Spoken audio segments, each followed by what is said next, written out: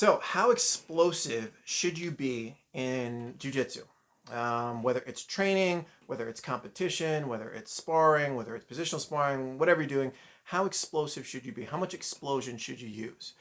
And this is very dependent upon a couple of factors.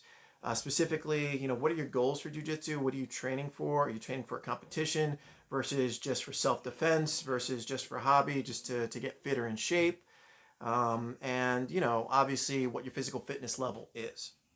I like to say that it's much more important to have smooth technique and proper technique than explosiveness. Where the advantage of being explosive with a technique comes in is once your technique level is there. Once you're smooth, once you're able to perform that technique flawlessly, then you add the physical attributes behind it. And when you add those physical attributes behind it, explosiveness, strength, agility, speed, all those attributes. Once you add that behind the technique and behind how smooth of a technique you're able to perform, now we're going to see some real amazing stuff come from your jiu-jitsu.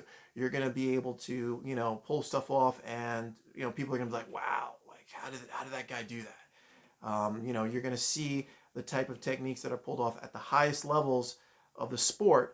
When you watch Moondals and you see these guys and they're moving, incredibly fast, incredibly explosive, and you're asking yourself, but how do they move so explosively and their technique is amazing? It's the technique first.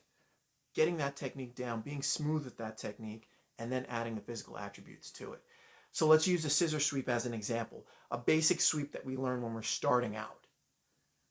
We break down their posture in closed guard, we hip escape out, we put our shin across their stomach, other foot comes to the knee, we push it out, we pull our arms in, and boom, they go over, we come on top, we ride the momentum, we end up on top. We've got to be able to get that move down, all those moves down nice and smooth.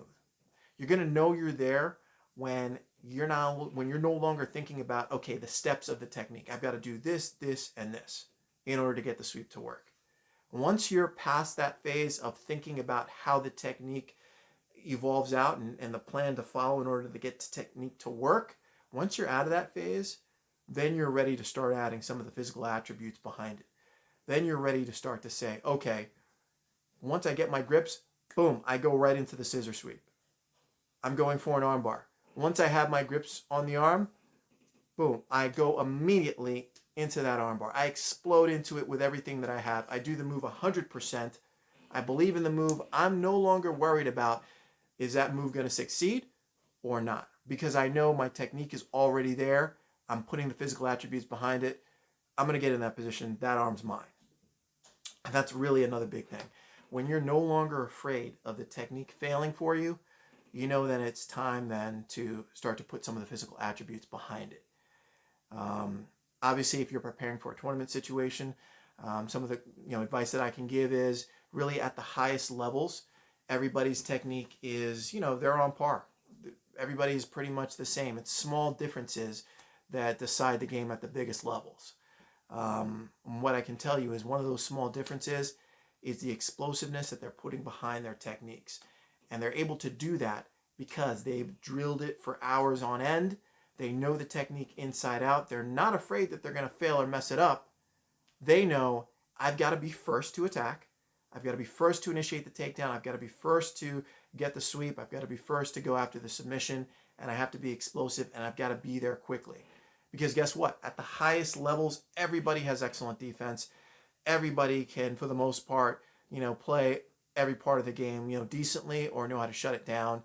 And it becomes a game of inches and a game of seconds. And whoever's able to get ahead in that game is 9 times out of 10 going to win. So adding explosiveness to your game, first you want to be smooth. You want to have the technique down pat.